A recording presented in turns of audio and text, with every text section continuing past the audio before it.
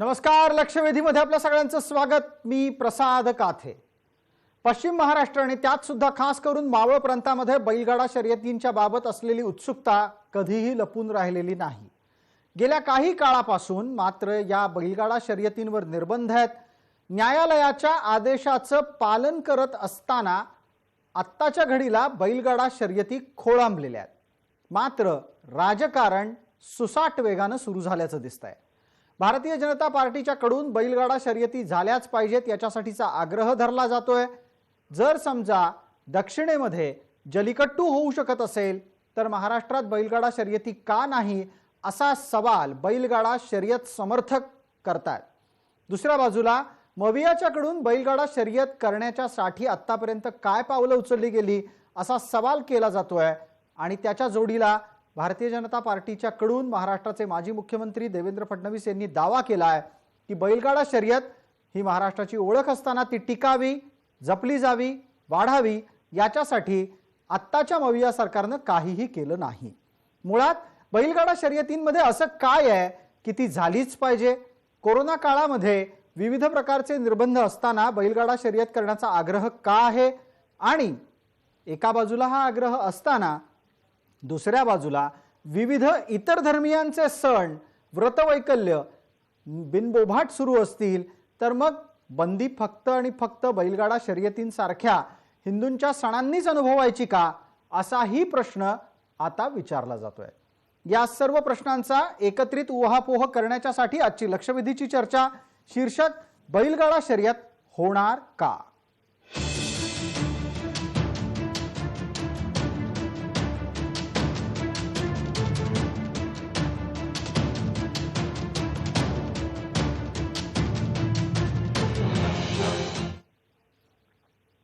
चर्चेत आपल्याबरोबर सहभागी होणाऱ्या मान्यवरांचा मी आपल्याला पटकन परिचय करून देतो. आपल्यासोबत शिवसेनेचे माजी खासदार शिवाजीराव आढळराव पाटील आहेत. आपल्यासोबत याचिकाकर्ता या नात्यानं रामा टाकळकर आहेत.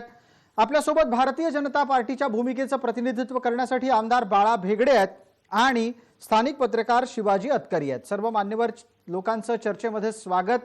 बाळा भेगडेंसाठीचा माझा थेट आणि पहिला प्रश्न असा आहे, भेगडे साहेब, आत्ता बैलगाडा शर्यत करण्याची ही योग्य वेळ आहे का?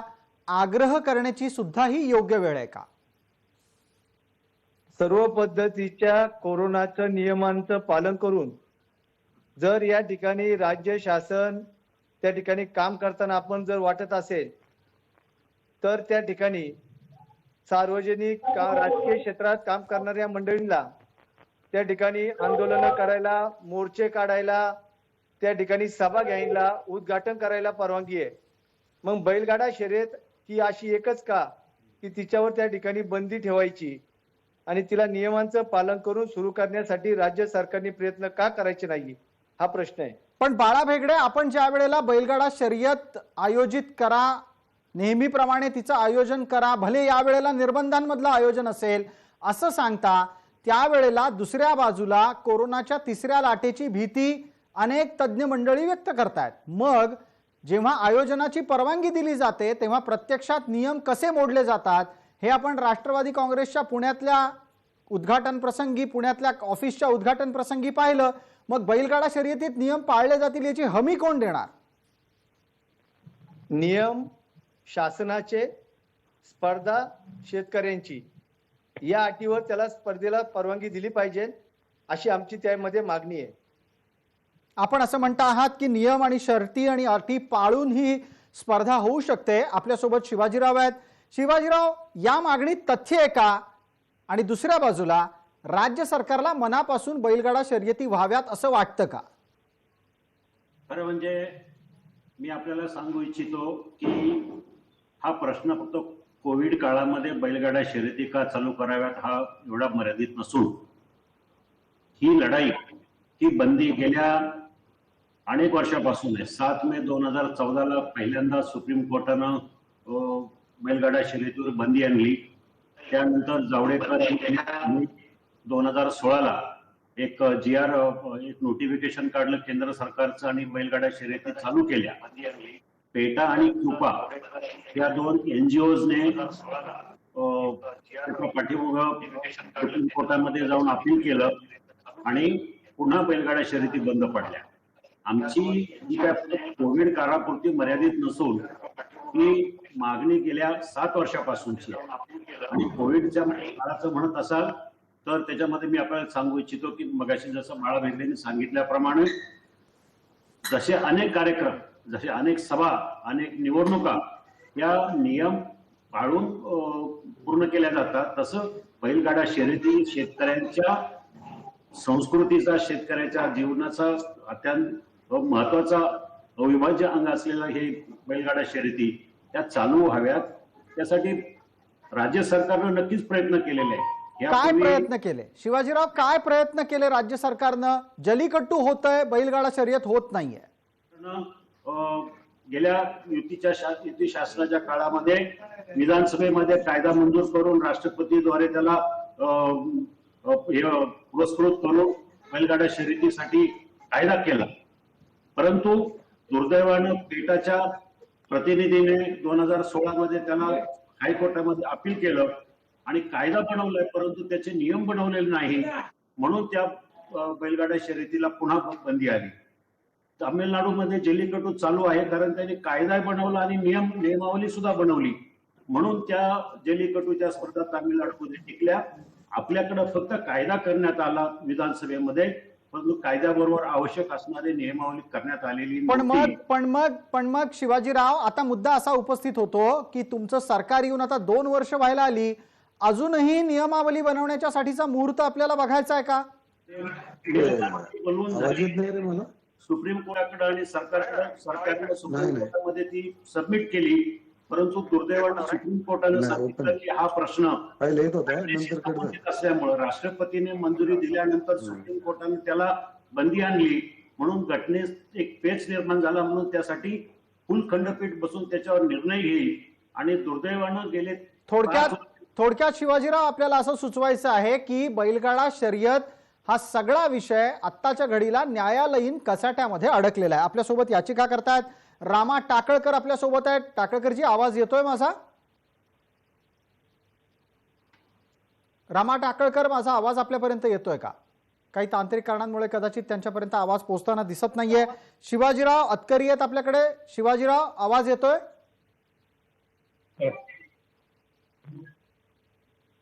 शिवाजी अतकरी, माझा आवाज येतोय का आपल्याला?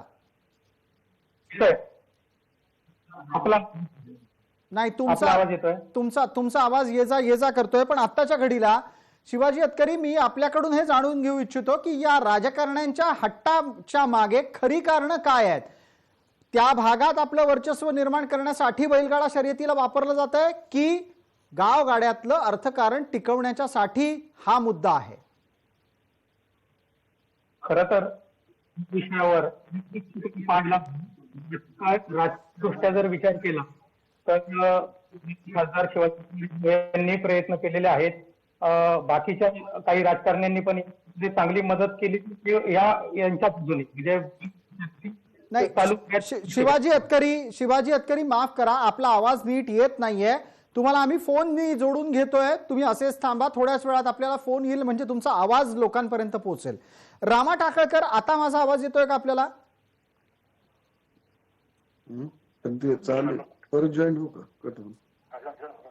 नाही, रामा टाकळकर हेही जोडले जात नाही. ठीक आहे, आपल्यासोबत बाकीचे 2 मान्यवर आहेत. बाळा भेगडे आहेत, तसंच आपल्यासोबत शिवाजीराव आढळराव पाटील आहेत.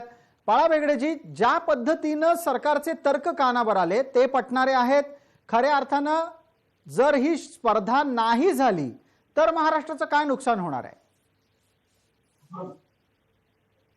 खर तर संपूर्ण आपण याचा विचार केला तर ही ग्रामीण भागातल्या शेतकऱ्यांच्या जीवनाला दिशा देणारी स्पर्धा आहे.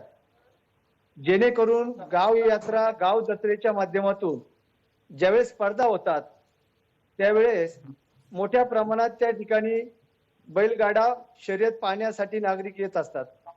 फक्त बैलगाडा मालक त्या ठिकाणी येत नसतात, तर त्या ठिकाणी ज्या टेम्पोतून, ट्रक मधून आमची बैल त्या ठिकाणी घेऊन आणली जातात. त्यामुळे एका प्रकारे वाहतूक करणाऱ्या टेम्पो, ट्रक व्यवसाय देखील होतो. ज्या ठिकाणी स्पर्धा असते तिथं मंडप असतो, त्या मंडपाच्या साठी लागणाऱ्या खर्चाची व्यवस्था यात्रेकरू करत असतात. त्यांना रोजगाराची संधी मिळते. छोटे छोटे स्टॉल व्यवसाय करणारे हॉटेल त्या ठिकाणी मोठ्या प्रमाणात असतात. हजारोंच्या संख्येने येणारे त्या ठिकाणी संपूर्ण बैलगाडा शौकीन या स्पर्धेचा आनंद घेत असताना स्पीकर अनाउन्सर असतो. अगदी अगदी त्या ठिकाणी थोडक्यात काय मोठ्या थोडक्यात आपण बाळा भेगडेजी हे अधोरेखित करू इच्छित आहात की ग्रामीण भागातल्या अर्थव्यवस्थेला याच्यामुळे चालना मिळते. मुद्दा त्याच्यातला आणखीन एक असा आहे की या सगळ्याच्या साठी जे प्रयत्न राज्य सरकारकडून व्हायला हवे होते, विद्यमान राज्य सरकारच्याकडून व्हायला हवे होते, याबाबतचा प्रश्न आपण जेव्हा शिवाजीरावांना विचारला तेव्हा शिवाजीरावांचं म्हणणं होतं की प्रयत्न करणं बाजूला राहिलं, विषय सगळा न्यायालयीन कचाट्यामध्ये अडकलाय. यामध्ये न्यायालयीन लढाईमध्ये आमच्या बैलगाडा शर्यती अडकल्यात यामध्ये दुमत अजिबात नाहीये. परंतु 2019ला प्रामुख्याने ज्यावेळेस बैलगाडा शर्यतीच्या बंदी करता माननीय सुप्रीम कोर्टामध्ये ऍडव्होकेट मुकुलजी रोहतगी आणि त्यांच्याबरोबर कार्यक्षम आमच्या राज्यातील मोठमोठ्या काउन्सिलरांची नियुक्ती करण्यात आली. त्या 2 वर्षाच्या या काळात त्या ठिकाणी एकही त्या संदर्भातली हिअरिंग झाली नाही. हे खऱ्या अर्थाने आजच्या आमच्या बैलगाडा शर्यतीच्या संदर्भातलं एक मोठी गोष्ट आहे. जर या संदर्भातली त्या ठिकाणी सुनावणी झाली असती तर त्याच्यातला मार्ग निघाला असता. याच्यामध्ये कुठेतरी नाही, मग याच्यात कमी कोण पडलंय? बाळा भेगडे याच्यात कमी कोण पडलंय? थेट मुद्द्यावर येऊन आपण नाव घेऊ शकणार आहात का? आत्ताच्या घडीला तुमच्या पक्षाच्याकडून आता शर्यती होणारच अशा प्रकारचा आग्रह सुरू झाला आहे. गोपीचंद पडळकर आंदोलनाच्या पवित्र्यामध्ये दिसत आहेत. याच्यामध्ये राज्य सरकारने याच्यामध्ये जे प्रयत्न करायला पाहिजे होते ते केलेले नाहीयेत. याबद्दल आमचं स्पष्ट मत आहे. शिवाजीरावांना एकदा उत्तर मागूयात परत. शिवाजीराव, मगाशी हा मुद्दा तुमच्यापर्यंत आणला, त्यावेळेला तुम्ही न्यायालयावर ढकललत. राज्य सरकारनं हवे ते प्रयत्न केले नाहीत. मवियाच्या प्रयत्नांमध्ये अडचणी कुठल्या? मगाशी आपल्याला सांगितल्याप्रमाणे ही बाब सुप्रीम कोर्टाच्या खंडपीठापुढे प्रलंबित आहे. फुल बेंच म्हणजे 5 जजेसच्या पुढे सुनावणी होणार. गेल्या 2 वर्षामध्ये 5 जजेसचं फुल खंडपीठ बसलंच नाही. त्यामुळे राज्य सरकार करून करणार काय? राज्य सरकारनं वकील नेमलेत. महाराष्ट्र संसदेमध्ये वकिलांची फौज आहे तिथं महाराष्ट्र शासनाची, आणि ते प्रत्येक आठवड्याला सुप्रीम कोर्टामध्ये रिमाइंडर देतात, चौकशी करतात की लवकरात लवकर फुल बेंच, कॉन्स्टिट्यूशन बेंच त्याच्यावर बसलं पाहिजे. दुर्दैवानं सुप्रीम कोर्टाच्या समोर 40 महत्वाच्या केसेस आहेत. त्याच्यामध्ये ट्रिपल तलाक असेल, आधार कार्ड असेल, किंवा मराठा आरक्षण किंवा इतर आरक्षण, इतके महत्वाचे विषय असताना सुप्रीम कोर्टाने सांगितलं की आमच्या पुढे महत्वाचे विषय असल्यामुळे आम्ही बैलगाडा विषय तेवढ्या तातडीने घेऊ शकत नाही. आणि दुर्दैवानं 2 वर्षामध्ये 5 वर्षामध्ये विषयावर कुठलीही एक पेपर सुद्धा हल्ला नाही. गेल्या सरकारनं सुद्धा, राज्य सरकारनं कागदोपत्री पूर्तता पूर्ण केली. या सरकारनं सुद्धा कागदोपत्री पूर्तता पूर्ण केलेली आहे. केंद्र सरकारकडनं पण काही प्रलंबित अडचण नाहीये. अडचण फक्त सुप्रीम कोर्टाने याच्यावर फुल बेंच बसून त्याच्यावर निर्णय घेणं. आपण असं सांगता आहात की पूर्ण विषय हा केवळ आणि केवळ न्यायालयीन प्रक्रियेमध्ये अडकलाय. शिवाजी अतकरी, ही वेळ आहे का म्हणजे बैलगाडा शर्यतींच्या संदर्भातला आग्रह करण्याची, मागण्याची ही वेळ आहे का, की हीच वेळ आहे बैलगाडा शर्यतींसाठी आग्रही होण्याची? बैलगाडा शर्यत सुरू झाली पाहिजे याबद्दल दुमत नाही, व्हायलाच पाहिजे. परंतु आत्ताचा कोरोनाचा काळ लक्षात घेता अतिशय आग्रही असणं हे थोडंसं चुकीचं वाटतं. खरं तर बैलगाडा शर्यतीचा हा जो लढा आहे, गेले काही 7-8 वर्ष जो चालू आहे, त्याच्या सुरुवातीचा मगाशी आपण विचारल्याप्रमाणे थोडीशी श्रेयवादाची लढाई जरी झाली असली तरी राष्ट्रवादी आणि शिवसेनेमध्ये, परंतु म्हणजे वस्तुस्थिती आपल्याला मान्यच करायला लागेल की माजी खासदार शिवाजीराव आढळराव पाटील यांनी याच्यामध्ये लीड घेतलेला आहे. रामा टाकळकर हे जे सहयोगी आहेत माझे मित्र, त्यांनी पण या पद्धतीने हा लढा पुढे नेण्याचा प्रयत्न केला. परंतु आत्ताची जी कोरोनाची जी परिस्थिती आहे या काळात अतिशय आग्रही असणं हे काहीच चुकीचं वाटतं. तुमचं म्हणणं आहे की आत्ताच्या काळात आग्रह थोडा सोडला पाहिजे. बाळा भेगडे, आग्रह सोडायला आपण तयार आहात की आपण आपल्या आग्रहावर कायम राहणार की नाही महाराष्ट्रात बैलगाडा शर्यती सुरू झाल्या पाहिजेत?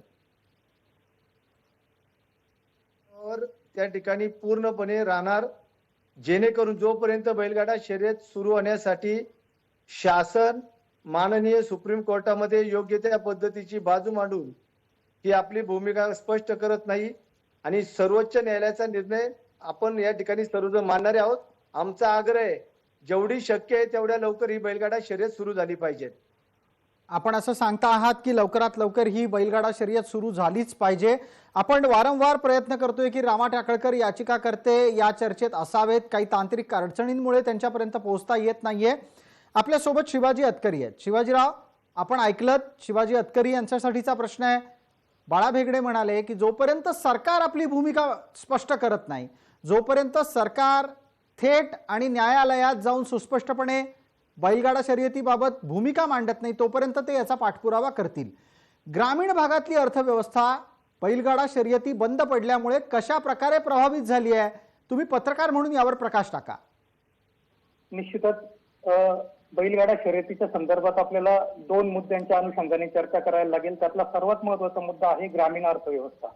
तर ग्रामीण अर्थव्यवस्थेच्या बाबतीत जर बोलायचं झालं तर अगदी ज्या ठिकाणी बैलगाडा शर्यत भरते त्या ठिकाणचा जो माहोल असतो, छोटे व्यापारी असतात, काही विक्रेते असतात, मग खाद्यपदार्थ विक्रेते असतील किंवा खेळणी विक्रेते असतील किंवा मंडपवाले, ट्रान्सपोर्टवाले वगैरे सगळ्याचा जर विचार केला तर एका दृष्टीने बैलगाडा शर्यत ही चालू जर असेल तर ह्या ग्रामीण अर्थव्यवस्थेला चांगल्या पद्धतीने चालना मिळते. ऍक्च्युली आता असं झालंय की बैलगाडा शर्यत बंद झाल्यामुळं हे सगळे छोटे छोटे व्यावसायिक आहे यांच्यावरती परिणाम झालेला आहे आणि ह्या नकळत ग्रामीण अर्थव्यवस्थेवरती त्याचा नकळत म्हणण्यापेक्षा थेटच परिणाम झालाय असं म्हणावं लागेल. अगदी शिवाजी अतकरी, एक आणखीन उपप्रश्न या निमित्तानं की बैलगाडा शर्यतींना बंदी घातल्यामुळे कृषी धनावर सुद्धा परिणाम झालाय का, गोवंशाच्या वृद्धीवर सुद्धा परिणाम झालाय का? निश्चितच कृषी धनावरती त्याचा परिणाम झालेला आहे. खिलार जातीची जी बैल आहे त्याचा उत्पाद आपण म्हणजे त्याचं प्रोडक्शन आपण म्हणतो त्या पद्धतीने केलं जातं. परंतु आता काय झालं की बैलगाडा शर्यतीमुळे ज्या बैलांची किंमत लाखोंच्या घरात गेली होती ती अतिशय किंमत कमी झालेली आहे. काही हजारोंच्या घरात असलेली बैलांची किंमत बैलगाडा शर्यत सुरू असताना काही लाखोंच्या घरात होती. नकळत याचा हातभार, त्याचा व्यापार, तो व्यापार पण या काळात ठप्प झालेला आहे आणि हे काहीसं गैर आहे असं मला वाटतं. कारण राजकीय काही बाजू असतील, माजी आमदार बाळा भेगडे असतील किंवा आदरणीय आढळराव पाटील असतील, हे काही सांगत जरी असतील त्यांच्या मुद्द्याला धरून, परंतु ह्या सगळ्यांनी वादापलीकडे जाऊन ग्रामीण अर्थव्यवस्थेचा विचार करायला हवा असं माझं मत आहे. वास्तविक हे दोघेही यावर आपल्याला याचिकाकर्त्यांचंही मत लागेल. रामा टाकळकर आता चर्चेत जोडले गेले आहेत असा निरोप आहे. रामा टाकळकर, माझा आवाज येतोय आपल्याला? येतोय जी. रामा टाकळकर, आत्ताच्या घडीला ग्रामीण अर्थव्यवस्थेच्या साठी बैलगाडा शर्यत हवी असा जेव्हा तर्क समोर येतो तेव्हा तुम्ही तो स्वीकारणार आहात का? तुम्ही याचिकाकर्ता म्हणून जी भूमिका मांडली होती त्या भूमिकेवर अद्यापही कायम आहात? बरोबर आहे. ग्रामीण भागाची अर्थव्यवस्था, आज भारत हा शेतीप्रधान देश आपण म्हटलं जातो, त्यावेळेला 70% शेतकरी असतात. 70% शेतकरी ज्या वेळेला आहे तिथे प्रत्येकाच्या घरी पशुधन आहे. बैलगाड्याच्या शर्यतीतून एकच फक्त बैलगाडा शर्यत जो करतो तो शेतकरी त्याच्यावर अवलंबून नाहीये. तर ज्या खिलार जातीची पैदास जी ड्राय एरियात होते, म्हणजे जर ही आटपाडी या सोलापूर, सांगली, सातारा जिल्ह्यातल्या ड्राय भागामध्ये बैलाची खिलार जातीच्या बैलांची पैदास होते. त्याच्यानंतर एक संगोपन करणारा एक वर्ग त्याच्यावर अवलंबून आहे आणि त्याच्यानंतर तिसरा वर्ग जो शर्यत करतो. याचं अर्थकारण हे अशा प्रकारे चालतं की उत्पत्तीपासून संगोपनाची प्रेरणा ही सर्व मिळली जाते. त्याच्यानंतर ज्या गावोगावच्या यात्रामध्ये हे प्रमुख आकर्षण असतं बैलगाड्याच्या शर्यती, त्याचप्रमाणे संध्याकाळी मनोरंजनाचे कार्यक्रम.